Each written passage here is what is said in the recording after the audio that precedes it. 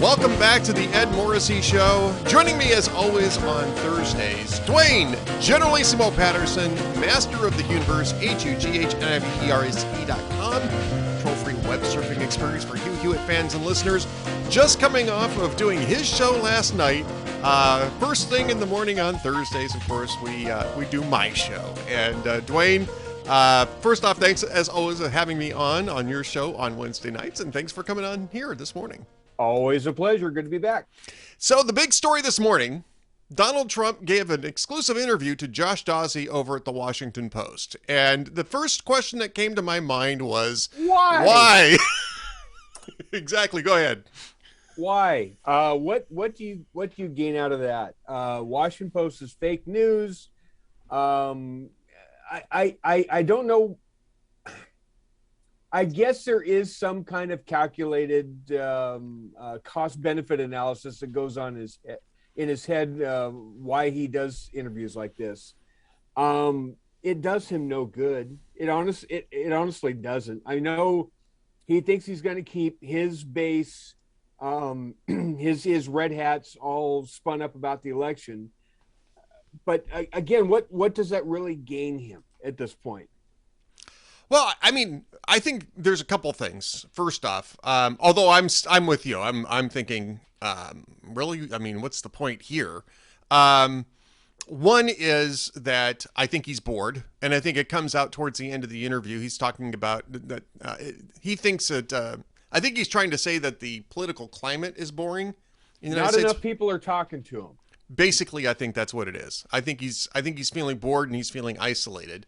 And he wants the attention. Number two, I think what he's trying to do, Duane, is he's trying to kick into gear the same sort of media exploitation strategy that he ran in 2015 to great effect. Thanks in large part, I think, to Jeff Zucker, who's no longer around to participate in that. But I mean, I think that that's part of what the issue is here, is that he wants to sort of restart this whole redoing of this sort of media avalanche that just lifted him above, head and shoulders above everybody else, made everybody else look like ankle biters. Let's walk through this, and because it's an interesting discussion when you deal with media, because I firmly am in the belief that in 2016, people like or outlets like MSNBC and CNN, they adored having Trump on in the primary. It was all Trump all the time because they wanted Donald Trump to be the nominee. The lefties on those cable outlets, they were thinking, could the Republicans be that stupid to nominate Donald Trump? Because if they bypass all these other people and put Donald Trump in there against Hillary Clinton, she's going to clean his clock, right? And the second that he got the nomination, they instantly turned on him, thinking, well, there's no way he's going to be president. And of course, reality bit him in the ass, right? Well, and I think that the reason why reality bit him in the ass is because they're not very aware of their consumers, right? I think that These guys were saying, I think in the beginning, they're showing this as sort of, like you said, wouldn't it be fun to have Donald Trump go up against Hillary Clinton and watch her absolutely kick his ass? Yeah, let's pick the Republicans, nominee for him. Right, sort of what Claire McCaskill did with Todd Aiken, right? I mean, in a way, but this is media rather than the candidate doing it. But I think that they thought after that, right? The more we show of Donald Trump, the more ridiculous he's going to look to voters, and the fewer voters are going to support him. But what I don't think they actually appreciated was that a lot of voters really liked what Donald Trump had to say. A lot of voters really liked the idea of sticking it to the Clintons and sticking it to the political establishment. I think these guys in 2015 and especially in 2016 were locked in their own sort of academic / media elite circles. Sort of doing the, apocryphal Pauline Kael, sort of routine. Is I can't imagine anybody looking at this and thinking that this is a great idea. Well, vast numbers of people thought this is exactly what we need. So during the primary process, I'm not talking about the 2016 entire general race. Yes. The primary process, mainstream media, the Beltway bubble, the Manhattan Beltway media, they were looking the other way when it came to the vetting process of Donald Trump, right? Because they had a Right. vested interest in kind of overlooking the personal foibles, thinking, could it be? Could it be that they actually put this guy through? And if they put this guy through, then we'll drop the hammer on him. Well, it wasn't enough. But now let's flash forward to 2024. I know that there's people in the media, in the same Beltway media, that were thinking they're not, they wouldn't nominate him again, would they? But what's different between this time and what happened in 2016, I can't imagine anybody in the media giving Donald Trump a pass or giving any kind of oxygen without trying to slam him in the primary process. I don't think Donald Trump's going to have anywhere near the open backfield that he had during the primary process in 2016. What do you think? I don't think he's going to get the same kind of media, wall-to-wall media coverage either. I mean, don't honestly, think so either. because I just think that, this is something that he was a novelty. I mean, there was some actual reason for that Right. in 2015, right? He was a novelty. He's going to have nothing but headwinds all the way up. Now, he likes to claim that, I did this, I did that, I did everything in the campaign. It was all me, me, me, me, me. I get all the shtick. But he got through that primary process. It wasn't just him that navigated that field. He got a lot of help from media to get through that primary process. He's not going to get an ounce of daylight in 24 if he puts his hat in the ring. And I'm not sure he clears a Republican field. Now, his core base is still going to be there, but there's a lot of people. There's a lot of females. There's a lot of women, suburban women and seniors that jumped on the bandwagon in 2016 that aren't going to jump on the bandwagon this time because he was a little too off-putting for him. Well, again, because there's a track record now, right? I mean, Yeah. this is the reason why I think that he's talking to the Washington Post, because he wants to kickstart that. He wants to try to generate the tension that's going to allow for that kind of coverage again. But I think that this is going to be Donald Trump's problem in 2020. I'm not saying that it's our 2024, I should say. I'm not saying that it's something he can't overcome. I mean, he can certainly switch to a more traditional campaign. But by the time he gets there, by the time he gets to 23, 24 and announces he's going to run, there's nothing new he's really going to offer. It's the same Trump shtick, and that shtick is not novel anymore. It's Right. 7-8-year-old shtick. Yeah. And again, I mean, I think then he runs into the same problem that Hillary Clinton had in 2016, which is that she was offering a campaign that was entirely based on her and her grievances. Right. And he ends up back in that trap. And lo and behold, what was that interview about today with the Washington Post? Him and his grievances. Well, for the most part. Yeah. I mean, it was the only real news here, right? The only real news in this thing was that he wanted to march to the Capitol with the crowd, but the Secret Service wouldn't let him. And that he's complaining about the reports of the crowd size, which actually nobody gives a shit about. Nobody gives a rat's rear end about what happened on 1/6. Nobody cares. Yeah, I mean, I think that really just does play against his, because that's the tack he should be taking. Nobody really cares about this. I'm not going to talk about this because I had nothing to do with what happened at the Capitol.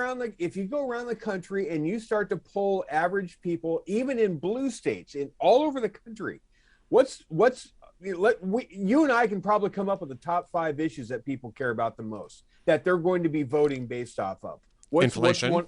Inflation's number one. Economy, more broadly, the economy, issues, but right. Inflation is really the big Gas issue. Gas prices, inflation, food prices, right? All that stuff. So that's number one. What else is going to be in there? Crime is going to be in there. Crime's going to be in there. uh, uh, parental involvement in education. You The betcha. the Glenn Education, Youngkin the Glenn Youngkin issue. education is going to be in there. What else is going to be in there? I think national security might intrude a little bit more now that Immigration. What's going on at the well, okay, border? immigration, yeah, immigration. You're right, but I think that And I can fold that even into national security. well, of course, because southern border. But when I'm talking about national security, I'm talking more about what's going on in Russia, Ukraine, the EU, that sort of thing. See, I would think foreign policy, but okay, that's Yeah, fine. foreign policy broadly. Yes, I'll say foreign policy broadly. I think it's going to matter a little bit more in this election than not in the midterms, but in the 2024 presidential cycle. Um, and he talked a little bit about foreign policy in there. He talked about making endorsements in Hungary, right, which is really inappropriate. Right. I mean, it really is. And interestingly, Dossie never even brings that up. I mean, he's providing sort of analysis as he's also relating the interview, right? But he never Right. brings up the fact that it's. I mean, Trump brags about endorsing Viktor Orban in Hungary, and saying that's the reason why he won the election, which I doubt very seriously that that's the case. But it's But inappropriate for presidents and former presidents to be issuing endorsements in foreign elections. We don't like it when they do it in ours. right. And so in all this stuff that is actually affecting people's lives, it's impacting how they go about doing their their daily lives. Nowhere in there is anybody caring about 1-6. I mean, No. honestly, if you walk around and you say, can you name me everybody that's on the committee? Can you name me 5 people that's on the committee? Can you name me the Republicans that are on the committee? If you walk I could around, probably answer that third question. I'll be honest with you. I'm immersed in politics 24/7, and I couldn't even really tell you who's on that right? committee other than Liz Cheney and Adam Kinzinger. Those are the only 2 members I know that are on that committee. Only because media is celebrating them as Right. Republicans against Trump. Right. Or Because also because some of our allies are excoriating them for participating in the process. Yeah. because the Democrats have gone all in. We talked about this last night. It's like a one of the last Texas Hold'em poker hands, right? You've only got a handful of chips left. You're down in the game, and you've got at least a decent hand, or you think you've got a decent hand, and so you're going all in. And you're looking at that hand, and it's really about a pair of 4s. And what that hand is the Democrats really think that their magic hand that they're going to win in November, in spite of the congressional generic ballot, in spite of the money mismatch that's going on, in spite of all the campaign issues that are just going awry, what they think they're going to win on is we're going to make this election about Trump. If we make this about 1-6 and we make this about Trump, every Republican running, I don't care who it is, every Republican running, we're going to run a commercial that says, if you vote for this person, you're voting for Trump. And that alone is how we're going to win this election. Look at what happened in New Jersey. Yeah. Phil Murphy came within a gnat's eyelash of losing that race. And that wasn't on anybody's radar, right? Right. Look what happened in Virginia. Glenn Youngkin was not supposed to beat Terry McAuliffe, right? Right. Yep. Because that's a blue state. I mean, it wasn't. I mean, the polling showed it to be a little closer than people expected, but McAuliffe was still expected to win that one going into election night. I think people were because that was a blue state. The Democrats own Virginia forever, but with Nova, we've got that thing down. We're never going to lose Virginia again. And you look at a lot of these bellwether things. We talked about this last night in Norman, Oklahoma, a liberal enclave within Oklahoma, a community that voted for Joe Biden by 9 points in Oklahoma, which went way for Trump as a state. They elected a Republican mayor for the first time in forever last night. You look at school board districts all over the upper Midwest. In Waukesha, Wisconsin, 2 liberal members of a school board got bounced and 3 conservatives got stuck on there last night. I can't imagine why. It had nothing to do with 1-6 why those elections went that way. Nope. Nope, not at all. And I mean, the Kenosha thing, I think, is even more dramatic because of what happened with Black Lives Matter in Kenosha, Agreed. the Agreed. Rittenhouse thing. I mean, again, I think that this is we're certainly seeing bellwethers in the midterms. But I'll say this before we move off to anything else. First off, I think in part this is because Donald Trump's a little bored down at Mar-a-Lago. He likes being the center of attention, and he hasn't been for the last 15 months. And I think he actually likes being at the center of attention. I don't think that's a big surprise to anybody. But I will also say this. When was the last time you and I spent the first 15 minutes of this podcast talking about Donald Trump? I get it. I understand it. Right? I mean, it's effective. And if he had given this interview to the Washington Examiner, which is in the same town, right? Right. Would we be talking about it? If he'd given this interview to Breitbart or to Hot Air, right? Or to Hugh Hewitt. I mean, Hugh has him on from time to time. Would he be getting this kind of attention? Right. Absolutely not. Here's what else I will tell you. How many people do you think? How did he move the needle today? Did anybody say, "Oh yeah, that guy. I forgot he was president before." Boy, now that I've looked at Joe, Trump would be a whole lot better. And yep, I think I'm going to go vote for him again. Honestly, do you think he moves the needle by bringing up, yeah, I should have marched and gone to the Capitol too? I don't think he moves the needle in terms of voter choice, but we're not at the voter choice point either. I think he moves the needle back into, if you want to think of it as sort of an Overton window sort of strategy, I think he moved the needle back to, I'm important. I'm a top story. I am somebody that you should be considering on a daily basis. I'm serious. I'm a serious person. I mean, and to be fair, I get that we spent the first 15 minutes on it, but look at the time. 16 minutes and counting, by the way. But look at the time we're recording this broadcast and when the story came out.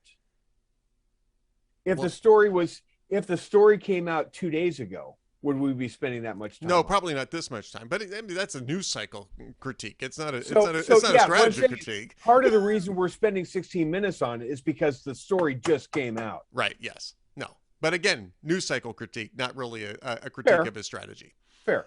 All right, let's move on to Ukraine because there is some interesting stuff, a few interesting developments in Ukraine. It does look like the Russians have, at least for the moment, abandoned their attempts to capture Kyiv and Kharkiv as well. I think they're going to try to come back around through Belarus, all the way back around and attack Donbas. Are they gonna clean up their mess on the way out?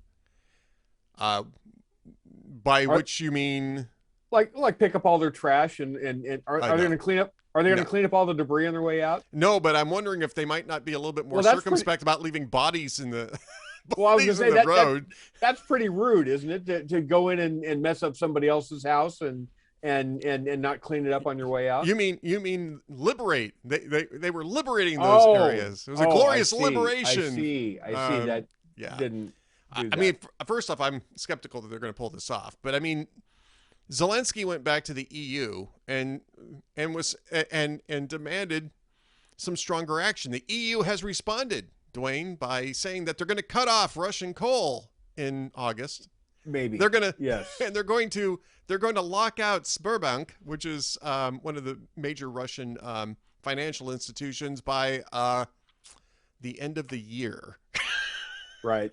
Which, I'm laughing, but it's this sort of stupid incrementalism that, and Zelensky makes this argument too. It's this kind of stupid incrementalism that's actually encouraging Putin to try to accelerate things so that he can get this thing settled before the EU and the U.S. to some extent. Didn't I read that they're like within 30 days of defaulting? Russia is. On a lot of stuff. The clock is running. I almost wanted to do this like from Apollo 13, that fine movie. Right. The clock is running. They tried to pay off one of their major debt bond payments in rubles rather than dollars, which the contract was in dollars, and technically that starts a 30-day window for a default. So yes, they're technically in the window for a default now. So when we're talking about sanctioning financial things by the end of the year, that may be kind of a moot point by the time we get there. Well, it could be, except that I don't Could think that a be. default. I don't think a default is No, the biggest issue here, because I mean yeah, they're going to default on their bond payments, which is going to screw up their ability to get investments for the next quarter century or so. But they're still getting income from sales of coal and natural gas and oil. They are still right. They're still getting income, but what I'm saying is they've got a lot more financial problems to worry about than this particular sanction. That's. Well, I would actually argue that that's not the case, because what they really need is income, and preferably in hard currency, although they're taking it in rubles because they need to be able to produce material to replace what they're losing. Then what you do is you ban the sale of coal, gas, and oil immediately. You don't incrementalize it, which is what the EU is refusing to do, and there's a reason for that, right? And I mean, this is something it just went up while we've been talking. I wrote about this. The reason why they can't do it is because they don't have any other options, because they've allowed themselves to get backed into a corner, right? Yeah, well, they've addicted themselves to cheap Russian energy rather than produce their own themselves. And now they're talking about, expanding nuclear power. Germany's talking about reopening its nuclear program. France already has a robust. UK is going to build 7 new plants. They're going to build 7 new plants, but that takes years. Right. You don't erect those in a month, right? You don't even erect them by the end of August. Right. And the problem that EU leaders have right now, they have 2 problems. One's called summer, the other's called winter, right? Yes. And I mean, even with the cheap energy, people die in summer heat in Europe. I mean, because they don't have the kind of they don't have universal air conditioning in Europe like in the way we do here. And didn't we get to last summer? Didn't we get to a stunt where they were relying on windmills in Europe, and the winds stopped blowing for like a week, and they didn't have any power? Yep, they didn't have enough power. Yeah. And we've been telling them for years. I mean, since Russia invaded Georgia in 2008, everybody should have understood what Putin was about. And we've argued, you and I are in agreement on that. And should have taken get some kind of backup plan in place and not rely on an unstable form of energy, and just simply not purchase it in the first place. Develop your own energy. It should have been energy independent by this point in time. After that was 14 years ago, or 13 and a half years ago, Russia invaded Georgia. In that 13 and a half years, they should have been moving towards energy independence to a point where they could easily cut Russia off at this point. And if that wasn't a big enough wake-up call, what Russia did in Crimea. And that was 8 years ago. That was even 8 years ago. You could still be on the road to independence by that point. I mean, they could have arrived. They could have arrived at the destination and have been having cocktails at the poolside bar of energy independence in 8 years. I mean, they won't drill for oil. They won't dig for coal. They won't frack for natural gas. But they could have popped up nuclear power plants all over the place. Yeah, they could have popped up nuclear power plants all over the place. Yeah, and this is part of the hypocrisy, too, of saying, well, we're not going to drill, we're not going to frack, but we're going to buy from people who drill and frack. Okay. I'm at a loss as to what it is that you think you're gaining here. It makes no sense. It's as stupid as Joe Biden going to Canada and saying, hey, could you do us a solid and maybe produce a little bit more oil? After we totally screwed them by reneging on the Keystone Pipeline deal, which wasn't just a we're going to hurt a pipeline company thing. It hurt Canada too. It hurt Canada. It hurt people in the United States. Workers who would be working on pipelines. Workers who would. Yeah, I mean, absolutely. Yep. So yes, to me, I think that. There's a lot of short-sightedness on energy policy. The U.S. has its own short-sightedness on energy policy, but the U.S. at least spent a few years warning the EU, and specifically Germany, not to get entangled in Russian energy exports. The whole Nord Stream 2 we know for at least 4 years, Rick Grinnell, several years while he was ambassador to Germany, he was desperate trying to get them to be serious with NATO, number one, and two, don't do that Nord Stream deal. Right. Don't do it. Don't do it. Don't do it. And they pushed it all the way up until the time that Russia invaded Ukraine, and even then incrementalized their way away from it. Right. At first, it was what we're going to hold the permits up for a while. But at least to be fair, when they had their election, they brought in this new German chancellor, Schultz, when Olaf Schultz. when they brought in Schultz, he was going along, you bet, Nord Stream. Yeah, he's a little clearer-eyed than Angela Merkel. He's changed his tune, and he's actually not just changed the tune. He said, "Boy, I misread Putin. I had that thing all wrong." So yeah. He seems to have become a believer now, but that horse has kind of escaped. It's long out of the barn. It's been out of the barn for 14 years, guys. Yeah. I mean, this is who Putin is. It's who Putin always has been. He's a Russian imperialist. And we were eventually going to get to this point regardless. He was going to eventually try to take over Ukraine one way or the other. And try to either incorporate it or puppetize it in the way that he's done with Belarus. Right. So, I mean, this is, in fact, he already did it. Again, we've mentioned this before in 2014. So, yeah, the problem here, I think, is that the West really, this is something Barack Obama said yesterday. And I'm not inclined usually to quote Barack Obama because I think he's actually part of this problem too. But he's correct in saying that this has sort of demonstrated how flabby and he didn't use the word unserious, but I'll use the word unserious Western democracies have become in operating geopolitics. And that brings us to the Iran deal, right? We've only got a couple of minutes left, but I mean, I don't know if you saw Obama's critique about Western democracies and international organizations and how they need to wake up to this. I actually think that he's correct about this, and I think that the Iran deal is a really great example of this, especially Joe Biden's pursuit of it. Because who's the guy who's acting as interlocutor for the Iran deal? It's Vladimir Putin. Public enemy number one. Right. It's Vladimir Putin, the war criminal, the guy that Joe Biden says cannot remain in power. Regime change war criminal Vlad is the one that's negotiating on our behalf because the Iranians won't deal with us directly. Right. That's just spectacular. And you had 15 House Democrats yesterday stand up and say, why are we letting why are we outsourcing our national security vis-a-vis Iran to a war criminal? And so because we're doing that, because we are committing geopolitical suicide by doing this deal with Iran, brokered by the same Russians that are doing Ukraine atrocities. We had the Abraham Accords set up in place, and the Middle East was on a trajectory that none of us thought was possible before Joe Biden, right? Right. Now, because of this, the Arab part of the Middle East is so pissed off at us right now. I mean, so pissed off at us. Saudi Arabia, Oman, there are a handful of Arab states that are now contemplating doing a regional defense pact alliance. You want to guess with who they're negotiating with now to do a mutual defense pact? Who? China. Yeah. That was unthinkable 15 months ago, 18 months ago. I mean, the Solomon Islands just signed a security agreement with China.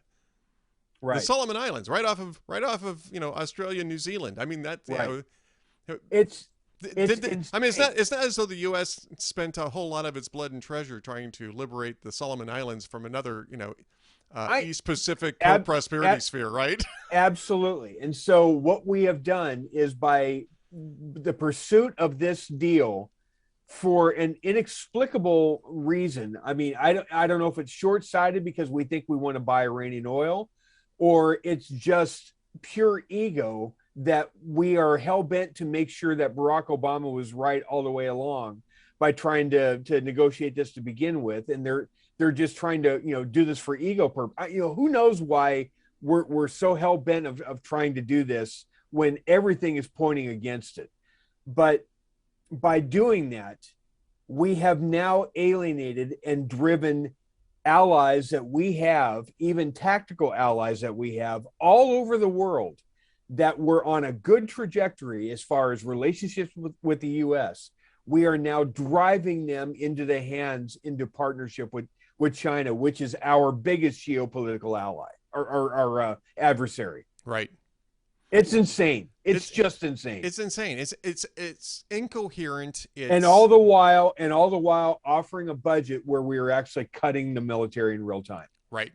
Reducing the size of the Navy. Great, great It's idea. just perfect. Yeah, great idea. All right, Duane. Well, we're out of time. What's coming up? What's coming up for you tonight on the after show in the Universe, and what's coming up tomorrow on the Hugh Hewitt show? I actually have to go umpire a little league game. Oh, that's right. And hopefully throw a kid. I got to eject a kid last Saturday. I got to eject my first kid in a couple of years. Kid dropped an F-bomb on me on the field. 12-year-old kid. Well, Didn't you know where work you out. learned it from. You know where you learned it from. Well, I'm sure I know where he learned it from. You learned it from watching the Ed Morrissey Show podcast with Duane. I didn't drop an F-bomb today. I didn't pull a Garrity. Garrity cleaned up his act. I had Garrity on a couple of weeks ago. He cleaned up his act. Well, I know, but Garrity drops those more than I do. Yes, he does. Yes, he does. Okay, so tonight, no after show. What's coming up tomorrow in the Hugh Hewitt show? And when is it that I'm going to be doing some fill-in work for you guys? I got to get those dates from you.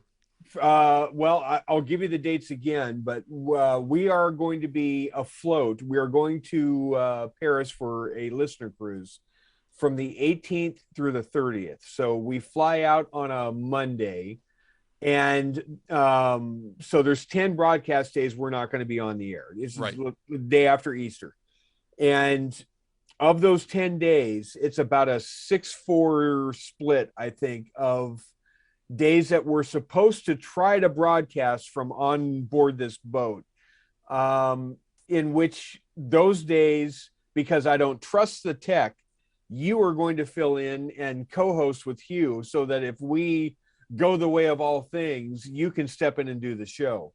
The days that I know that we are flying and we're not going to even try to broadcast, Kurt Schlichter is going to come in and break the furniture with the boys here in studio. Yeah, Kurt's doing some that's- fill-in work for Seb too, right? He's going to be filling in. I think he's going to be on tomorrow for Seb. Yeah. So stay tuned on that one too, because Kurt's always a lot of fun. I love Kurt in the booth. So yeah, I'm looking forward to that. And again, what's coming up on tomorrow's Hugh Hewitt show?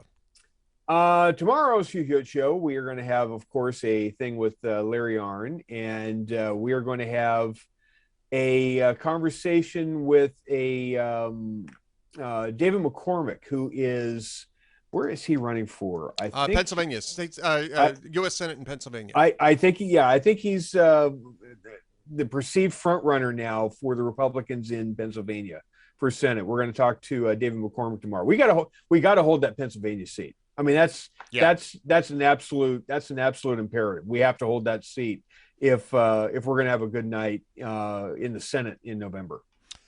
Agreed. So that should be an interesting interview. Stay tuned tomorrow morning, 6 a.m. Eastern Time, 5 a.m. in God's time zone, 3 a.m. on the left coast for that interview with Hugh Hewitt and David McCormick. Very important interview. And stay tuned on Friday night for Duane's after show as well. He's not on tonight, but he will be back tomorrow night. And you got Lilacs on Fridays, right? Normally I have Lilacs on. I'm actually going to be going to the upper Northeast. I'm going to be going almost as far out of to the point of no return in this country as I can possibly get to do some studio maintenance in a new location. So I am going to the place where I'm going, the contractor that's building this place out where I'm going to be doing some studio work. Right. The contractor there said, "Oh, you're going to love it here. You're going to absolutely love it here. We have just shifted seasons here. We're no longer in mud season. We have now moved into black fly season." Well, there you go. So that's where Good luck with that, Duane. Duane Generalissimo Patterson heading off to the black fly infestation coming up soon. So All right, Duane. Well, thanks for being with us, and thanks everyone for being with us as well. We'll be back with more from the Ed Morrissey Show podcast. Stay tuned.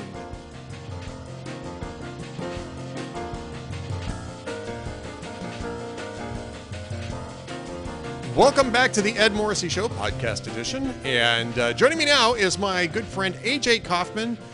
He is at alphanewsmn.org, I believe it is, right? alphamnnews.org? Yes, sir. That's right. He's doing some great work over there.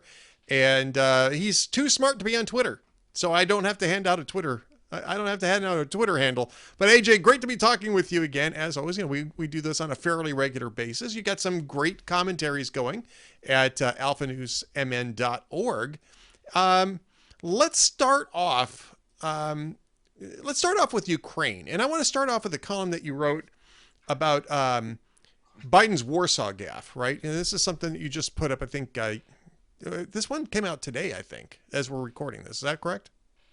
Yesterday at the Lid, and a similar version, but not the same, similar at israelnationalnews.com this evening in Israel, so just a few hours ago. So that's the link I have. That's the reason why I've got the date on that. Yes. Lidblog.com, though, because AJ also writes for Jeff over there, Jeff Dunitz, great friend of mine and a great friend of the show.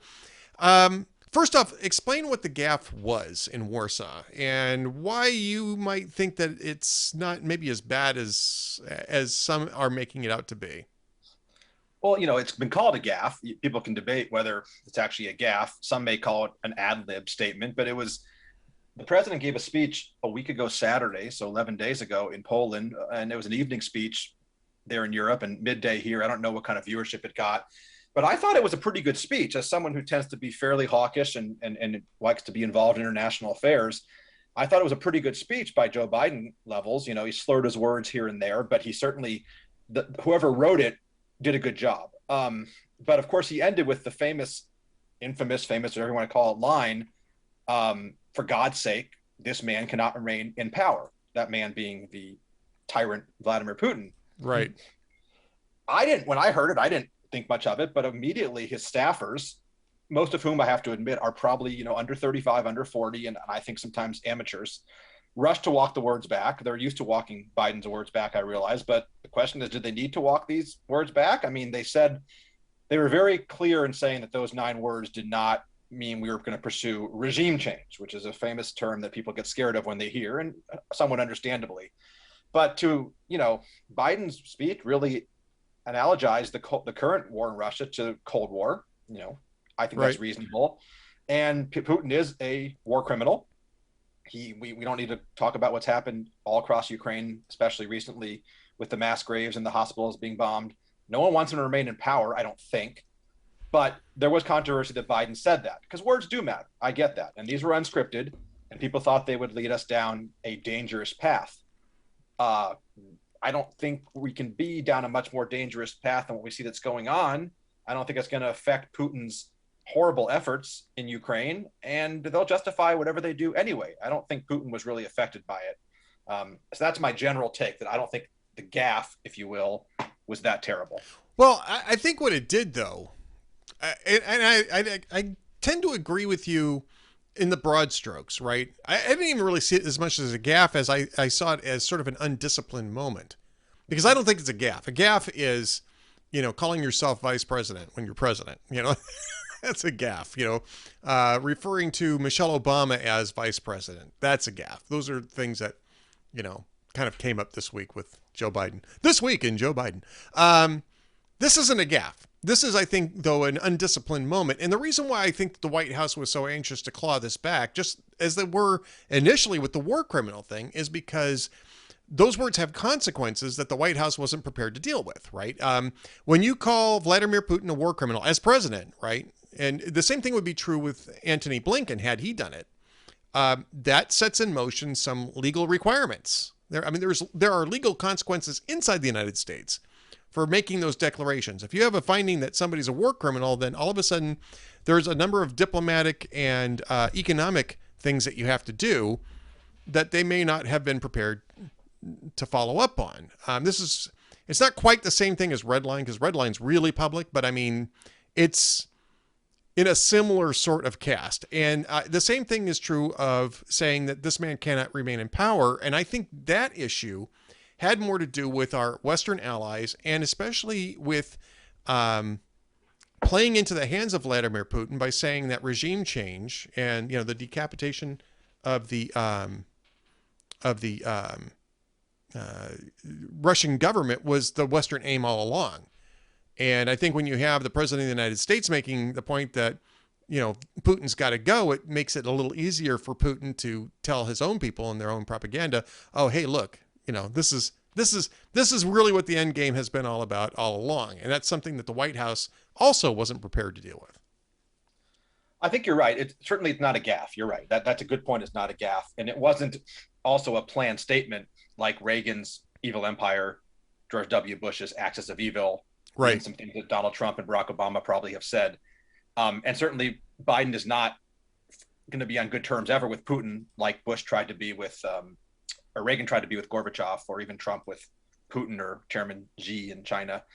But I guess my question would be, does Russia really need to be, do they really need a reason to tell, does Putin really need a reason to tell his constituents, I use that term constituents loosely, that the United States has always had these nefarious plans? I don't know that it can make it any worse. I do realize there are ramifications to saying that, and I agree with you on that. I'm not saying it was perfect, and so in that sense, I understand why there had to be clarification, if not a walk back. But I would say in the end, my biggest problem with the line is, will there be any follow-up, in the sense that I don't believe that the president or his party's heart are still in this fight. I think Republicans get pinned as being the pro-Putin party, which is absolutely absurd, based upon, a cable news host or two and a rogue young congressman or two.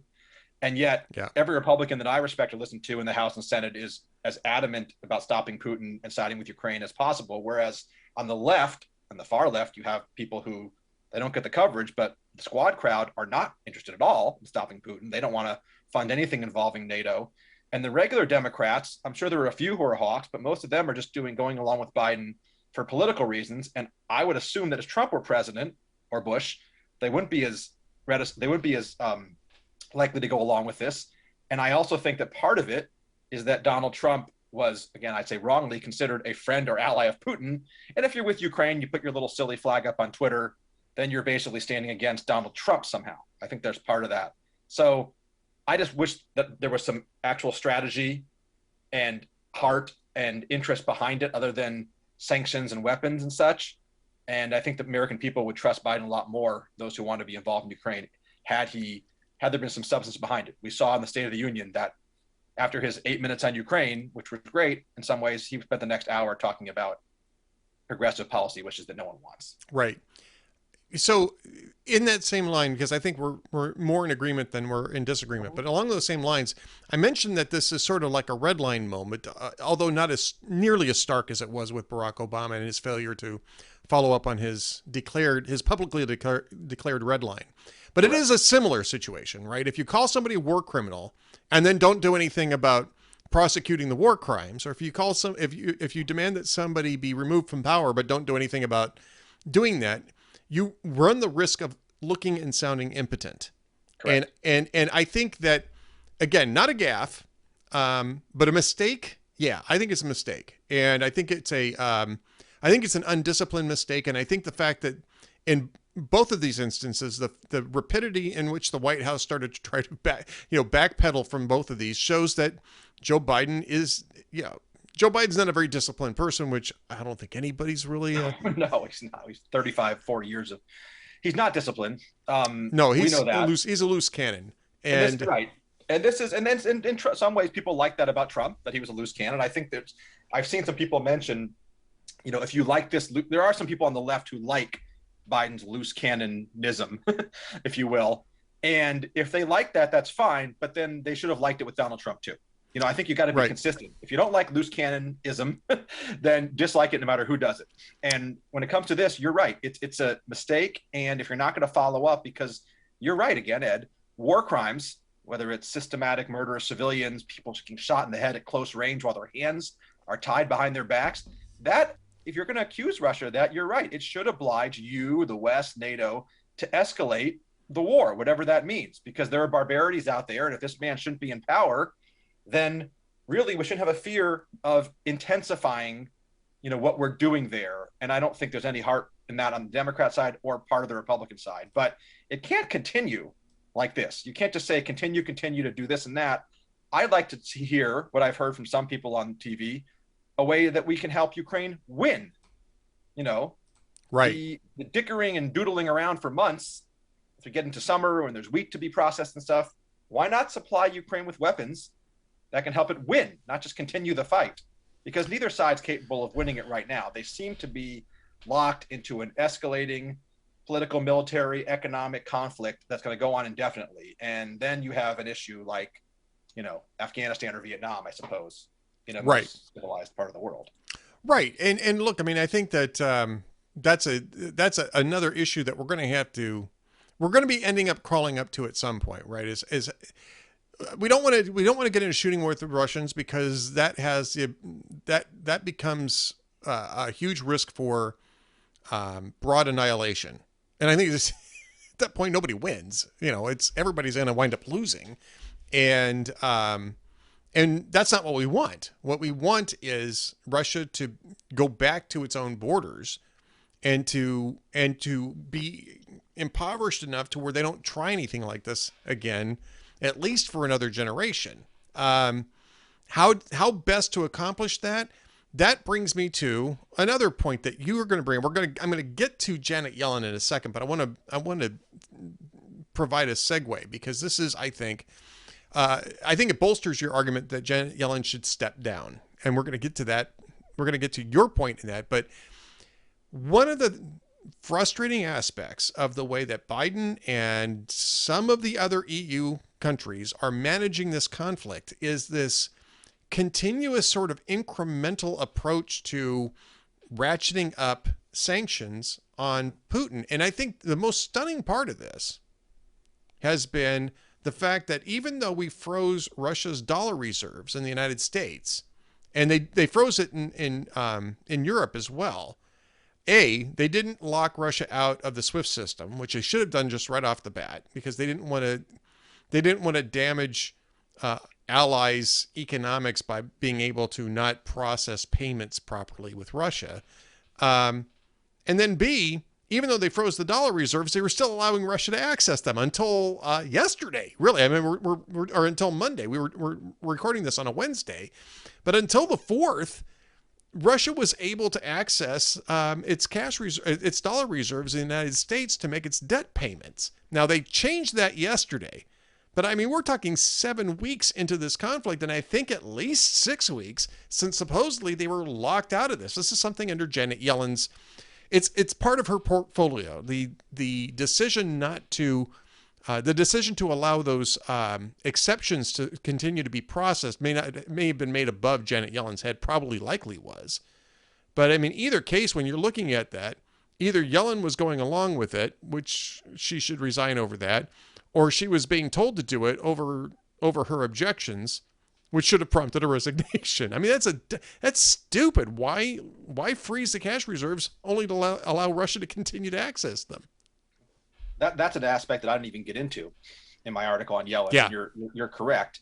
This is also the White House that said sanctions. Well, they said for a month that sanctions deter, and then Biden in Belgium acknowledged that no, sanctions actually never deter. They won't stop Putin. So I don't I'm not an expert on every little aspect of sanctions, but I don't think the White House even knows what kind of sanctions they want and what their long-term goal is. What I will also say before we move on to Yellen, though, is I don't want anyone to think who's listening to this podcast will be of a diverse group of opinions.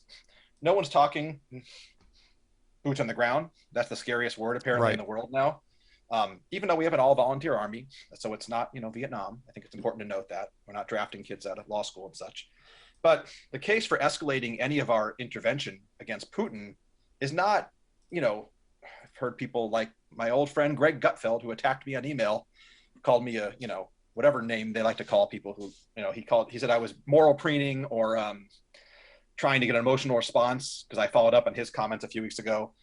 Escalating a war is not looking for an emotional response. I mean, we know what's going on. There's really no nobility in pushing policies that are going to make the war continue and condemn thousands or millions, hopefully not millions, thousands to die. Right. I would say escalation of this conflict would not, of course, not commit American forces, but I think it would commit the West. When I say West, I mean basically everywhere west of Poland, I guess, and north of Mexico. Sure. Okay. Whatever the West is, it would commit the West, the wealthier West, the more liberal democratic West, to defeating a dictator and the wider movement that he represents, making conquest, 19th century style conquest, acceptable again. And you know who else likes that kind of 19th century style conquest? China, which people on the isolationist right have been telling us for years is more of a problem than Russia. And they are, I think, long-term. Long-term, So yes. this is like a preseason NFL game against Russia compared to the Super Bowl against China, if you had to deal with that, which no one wants. So I think, it's peace through strength in many ways. And, these kind of things will enable us to avoid much more difficult, horrifying conflicts in the future if we just push a little farther. But I think we can leave it at that. Well, look, I mean, I was saying after a week or so of this that we should make this issue less about about us worrying about what Vladimir Putin might do, and more about Vladimir Putin wondering what worrying about what we're going to do. And I think that we have allowed him to dictate those terms based on very loose talk about nuclear warfare. And at a certain point in time, we might need to show him that we're taking that kind of crap seriously, and that there's going to be consequences for making those sorts of threats. I don't know what that entails, but it entails more than seizing people's yachts. Okay, I mean, I would agree. They get very excited about seizing their yachts and whatever other debauchery goes on at those yachts. But yeah, the Miami yachts of the oligarchs doesn't get me too excited about, defeating Putin. Is there a connection there that I'm missing? No, I think the Miami yachts would make a great sports team name. I'm just saying that the Miami yachts. The Miami Yachts are taking the field. They're going to change the Marlins baseball team to the Miami Yachts. Well, it certainly works better than the Washington Commodores. Oh, God. Or the Cleveland Guardians. Or the Cleveland Guardians. Oh, my gosh, yeah. God. Although I do think that the Washington Commies is really actually a pretty darn good description of what. Washington Commies? Is that what you said? Washington Commies. Yeah, I mean, Commodores. What else are you going to call them? The Commies. They could have pink uniforms. Pinko uniforms. Pinko uniforms. There you go. Pinko uniforms. Or just red. Helmet. Or just red. Yeah, right. At any rate, good Soviet red and Marxist yellow. I'm sorry. We'll move on from the sports stuff. So yeah, I mean, I see that we should talk about your reason for demanding Yellen step down. I wanted to frame that out just so make a statement about. I agree with you. She needs to go. She should have left on her own at this point in time, especially after all of the economic fumbling that they've done here, which I think is more your point. A lot of people should have left on their own, Ed, but no one ever does. Maybe some people tender their resignations. They used to, right? That used to be the thing. Hey, look, I mean, they're overruling me. They're not listening to my advice. I'm going to go someplace else. Nobody does that anymore. I think Rumsfeld, yeah. Rumsfeld, but after. Yeah, I know. It took a while. Took a while for Rumsfeld, yeah. Well, the genesis of my piece was that, believe it or not, I entertain all views, and I listened to a stirring podcast, and I use that term lightly, between Larry Summers and Ezra Klein, New York Times podcast last week. And Summers has been correct. He's been taking the same side that you and I and every conservative and moderate has been taking for the last year, that inflation is a major problem. And Team Biden and his progressive acolytes in the media, like Klein, said no. And Klein said last week, you know what, I think Summers et al. Were correct. And inflation is here and it's not good. So they talked for 73 minutes. I had it on 2.5 speed because that made it last only 29 minutes, apparently, I think, And well, they both, Summers is, for a guy who's probably very smart, is one of the most laborious speakers I've ever heard, and very slow. And 2.5 was good. Yeah, exactly. The academic, the intellectual stutter. If you come out of the academia or the U.S. Senate, that's the way that goes. I mean, it's the John Forbes Carey. Oh God. John. That's why you have to Carey. appreciate the occasional Jim Jordan or someone who speaks really fast, because Yes, the opposite. So yeah, Yellen has been wrong since day one. And so sure, the entire administration should be held to account. I think Javier Becerra and Mayorkas and others should have lost their jobs a long time ago. But in this case, she's like 75 years old. I mean, what on earth? Go to Miami and hang out on a yacht, lady. I mean, we've got some extra yachts, actually. Right. Go spend time with your grandchildren. I mean, she's been bad. She's been wrong on everything. She was a Fed chair. That's why she got the job. She was iffy in that. She's been wrong on inflation. And I think the angle I took is that I'm not fully blaming her, because I do believe this National Economic Council, which has a lot of people in it that are in their 20s, 30s, and 40s, probably overrule her on some things. They're just more aggressive. But they also never experienced inflation of the 70s. So they may not understand it. I didn't experience the inflation of the 70s either. But you see them on TV, the Brian Deeses, the Cecilia Rouses of the world, even Jared Bernstein, and they're more left-wing than Yellen probably. So they're not going to go because no one knows who they are really. But as the person I quoted here says, there are too many young imbeciles running the show. Yeah. And older people are overwhelmed by people who are trying to make a name for themselves and climb the ladder. So yeah, I think she should go for many reasons. And the Larry Summers information helped me realize that Yellen is the top of the sphere. The buck should stop with her. I don't see her on TV much anymore. I think she was hanging out with Bono talking about, climate change or something last week. That's kind of not in her bailiwick. Right. But I'd say it's an easy choice to get rid of her and inject some life into the Biden administration. And I don't know it'll happen. And I think if they pick someone, it's not going to be Summers, but there are certainly some better options than she. Well, I would suggest Jason Furman, right? I mean, Jason Furman is 52 years old. He's only slightly younger than I am. He's about 7 years younger than I am. He's 52 years old. There you go. But he was Barack Obama's chief economist, and he's been very clear-eyed on this. I mean, again, not somebody I would pick for my cabinet, because obviously we have this is a liberal administration, right? A liberal administration. Jason Furman, I think, has also been proven right repeatedly on this. He's talked about inflation. He won't get picked because he's been critical of Joe Biden. Right. That's the problem. You won't get picked if you've been critical, right? Right. Because he says that they're full of crap about the causes of inflation. They need to get, same as you said, same as Summers is saying, same as Summers explicitly told Ezra Klein, is you have to start looking at the facts and be realistic. This is what's happening. This is why you have inflation. Quit trying to blame shift it. And this is something Jason Furman's been talking about over and over and over again. So if you really want to improve things, and maybe you don't put him in at Treasury, but maybe you put him back in as, your chair of the National Economic Right. Council. I was going to say, put him back as the chair of the council and, get him on TV a little more. He certainly fits the bill. I just looked him up to make sure I knew where he was from. He's from New York City and he went to Harvard. So he already fits the bill of every Democrat's dream. And honestly, Austin Goolsbee, who I mentioned, you see him on Fox News, which means he's more moderate. He's from Chicago. He's a sharp guy and likable. He's another option. He worked for Obama. They're not going to pick, Ed Morrissey. I realize that. I wouldn't pick Ed Morrissey for that position. I'm not qualified for that. Okay, I can certainly comment on it. But they're not going to pick Larry Kudlow. Okay, so they're not going to pick Kudlow. They're not even going to pick Jim Cramer.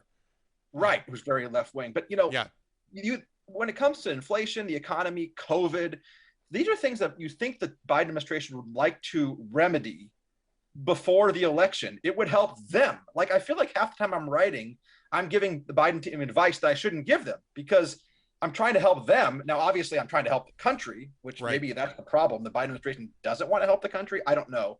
But you'd like to think they want to help themselves and the country. And if they don't, they're going to continue to lose. And the country's going to lose, though, too, at least for the next 6 months and maybe for the next 2.5 years. Yep. Yeah, exactly. I mean, that's the same.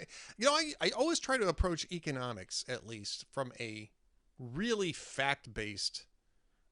Heaven forbid. Because I'm a data guy, right? So if I'm looking at, I got people griping at me during the Trump years about I'd Mhm. read through the job report and I go, this is not the good news that people are saying it is, and these Right. are the reasons why. And people would say, oh, they're lying about that. They're lying about these stats. You got to look at this. It's like, okay, I mean, I guess we could go on the whole idea that all data is lie, Right. but I, on the other hand, would prefer to just work from the data and let the data tell the It's some story. lying data. Lying data. Lying data. Um, and then, the administrations change, and that administration says that data doesn't tell the truth. That data is not telling the whole truth. The economy is wonderful. It's a great economy. It's a great economy. Well, you can make the economy anything you want it to be. Barack Obama Yeah. thinks he had a great economy. He didn't. Okay. No. No. And there are parts of what Trump said that were correct, and certainly had a better economy than Obama and Biden. But there Yes. are times where you massage the data and you take the angle you can take to present it as good. And the thing is that what people miss is that when you're looking at these monthly job reports, they're a very big deal because there's a lot of data in them and they're done on a monthly basis. But what you really have to be looking at is like trends of over 4, 5, 6 months, right? The trends in this administration aren't good.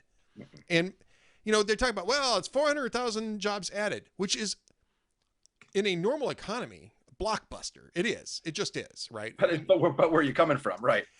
We're still 2 million jobs short of where we were at in February 2020. And Right. that doesn't even account for all the jobs we should have been adding due to population growth. We're Ah, probably about point. 3.2 million jobs short of where we should be right at the moment, right? 3.2. I would say 3.2 million jobs short of where we need to be if you're talking about a 60% labor force participation rate, which is a little low. 62, 63%, you're talking about maybe 130,000 or, 1.3 million or so more jobs for population growth of, well, over 2 years. It'd really be 4 million jobs. So now you're talking more like around 3.5, 4 million that we're short. I don't have the calculations in front of me, but that's what we should be looking at. And instead you've got people gassing on about full employment, which they did after the 2008, I was just gonna go there. They both Biden and Obama came into office at a low point, and so that the numbers they're going to give you are just misleading from where they started. Right. And they talk about, well, we're at full employment. We're economically speaking, we're at full employment because the unemployment rate is, below 4%, except that it's not counting. There's an overhang that's not being counted, just the same as it was 12 years ago, right? Or 13 years ago. Same exact issue. You've got a number of jobs just simply hasn't come back. And the reason why you know that is because wages aren't going up. You're not gaining on wages in light of inflation. In fact, right now, because inflation's so high, it's trailing it by quite a bit. You don't have real wage growth. Nate Silver was talking about this. If you're looking at that data, you can see we're not at full employment. Now, there are structural reasons for that. There's a lot of workers who are just simply refusing to come back to work because they don't like the conditions under which they're going to have to take employment.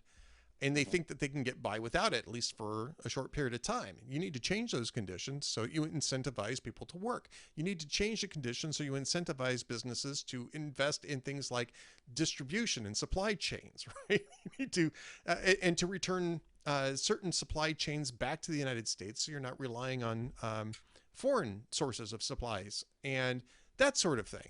And this administration, just like the Obama administration, all of its regulation, all of its efforts in that are exactly in the opposite direction. And it's no more true than it is on energy. And of course, today, as we're talking, I think we may have mentioned this earlier, you had that ridiculous hearing about price gouging at the House.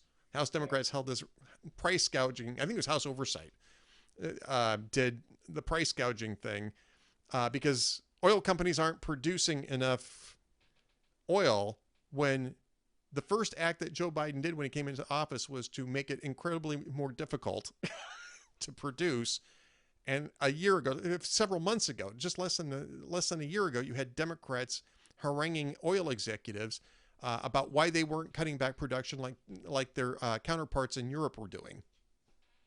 Yeah, you had a post about Jan Schakowsky from Chicago, who represents a very wealthy, very liberal district, that they spent the last year, I think you used the word haranguing, oil executives to cut back production and end fracking, and now they want more. So I said this to you in the green room. I've always wanted to use that term, in the green room, which is the same room I'm sitting in right now, interestingly enough. That when it comes to oil policy and guns, with very few exceptions, maybe some border Democrats, maybe some guys from the occasional rural Democrat, most of these Democrats and liberals have no clue what they're talking about on guns and energy and oil production, and they really should just stop. You know, they may know how to make some points on other issues, but this is just, you watch her on CNBC, you watch them talk about it, they're just clueless, hypocritical, regressive, disastrous, ignominious, and all the other adjectives I can think of when it comes to their talking points on this. And I knew they'd bring the oil executives in to be harangued, even though the oil executive, gosh, when I watch sports on TV or whatever, and I see the oil commercials, all they talk about is climate change and green this. And I'm like, these are these right-wing big oil companies. They sound like they're coming out of Bernie Sanders' mouth half the time. So yep. I think they're just confused. Yeah, Democrats. There's a lot of confusion. We're almost out of time, but we should wrap up on the whole Democrats confused thing. But with another one of your posts here, Americans don't want what AOC is selling. This is one that came up. I think it was Monday's column, if I'm not mistaken. Yes. Tell us what Alexandria Ocasio-Cortez, excuse me, is slinging and why Americans aren't buying it. She's selling baseball cards and laundry detergent. No, I'm just kidding. New and improved. Yeah, she had an interview last week with a liberal New York station where she basically said that Biden is the usual. He's too centrist. Joe Biden. He's Joe Manchin's the worst person on the face of the earth. And there's an old boys club in the Democratic Party where they sit around smoking and drinking in the back rooms, and they leave out poor AOC and her crowd, and they just do whatever's best for big business and whatever, And it's angering young people. And nothing she said is true. If anything, people on the right would argue that Biden has catered much more to the House progressives and even the squad in many things. Now, he's not going to cater to them when it comes to the things that she's prioritizing most, which are, drum roll, voting rights, Green New Deal, and what's her favorite student debt. Student debt, yeah. Although they did that just an hour ago, they just extended the moratorium on student loan payments, but they want to cancel student debt. Bernie Sanders, I think every 3 days, Bernie Sanders literally tweets, cancel student debt, all of it. And then, everyone who has a brain says, okay, thanks, old man. So she wants all that. And every poll says no one wants that. I think I cited a Gallup poll or an NBC poll. These are mainstream media polls that show that Americans are actually much more concerned about inflation and crime and the border crisis and foreign affairs and the overall economy and schools than they are about her issues, which are like 13, 14, and 15 out of 15. So right. She's just out of touch. No one's buying what she's selling, so to speak, except for extreme left-wingers in urban locales, and that's her district. So right. She is representing her district. And I think it's important to note that, to be fair, that if someone from rural Wyoming or rural Nebraska or what have you, or rural Arkansas is saying something that maybe seems extreme, they're representing their district too. So just like she is and the rest, but voters are begging Democrats to shift to the center. They don't want electric vehicles. Can you imagine going up to some good old boy in rural America and tell them you're trading in your Silverado, your F-150? Go ask your neighbor this, Ed, when the show's over. You want to trade in your Silverado for a nice electric car that costs $92,000? But it'll get you to Whole Foods quicker. And what's Whole Foods? I was supposed to say, this isn't really a Whole Foods kind of community. I'm just going to tell you that right off the bat. It's not really. There's nothing wrong with Whole Foods. I've been in Whole Foods. They're great, actually. You lived in Minneapolis. Of course you have. Yeah. Well, I was in California last week, and I went into a Whole Foods out there, and it was very nice. It was very nice. Oh, very nice. But I mean, people out here is like, we're going to go to the grocery store. We're going to go to the Winn-Dixie or the Piggly Wiggly. HEB out here. Gotta go to the HEB. Well, that's higher end. That's a little higher end. That's like Coburn's here in Minnesota or Hy-Vee but yeah, I mean, it's like Hy-Vee. It's like Hy-Vee, actually. Yeah. Right. Yeah. Yeah. I don't know. The electric cars when you're talking about electric cars, you're losing. I'm sorry. I don't know if they do it for politics or the people at the White House are really, really that insular that they think Americans are interested in electric cars, which are unaffordable and not that good. And frankly, don't they mine those lithium batteries in third world countries and destroy the environment there? Lithium, cobalt, yeah. And that's what, by the way, Hunter Biden was involved in. Of course. He was also involved, to go full circle, in oligarchs and yachts Oligarchs and yachts. and other things. You know, I used to play Yahtzee when I was a kid. I didn't realize it was gonna prepare me for a life in politics. All right. Anyway, on that note, AJ Kaufman, he's not on Twitter because he's smart, but you can find him at alphanewsmn.org, alphanewsmn.org, and be sure to check him out at lidblog.com too, by the way, because he also contributes there. He's at Arutz Sheva, which is where we got the article Ukraine. where I got the article. Biden. Was Biden's Warsaw gaffe so awful? AJ's all over the place. So, and he's here on a regular basis too. So AJ, thanks so much. I'm in the green room. He's in the green room, which may or may not be green, but he's in the green room right now. AJ, thanks so much for being with us today. We'll talk to you again soon. All right, Ed. Thanks for having me. All right, folks, stay tuned for more from the Ed Morrissey Show coming up.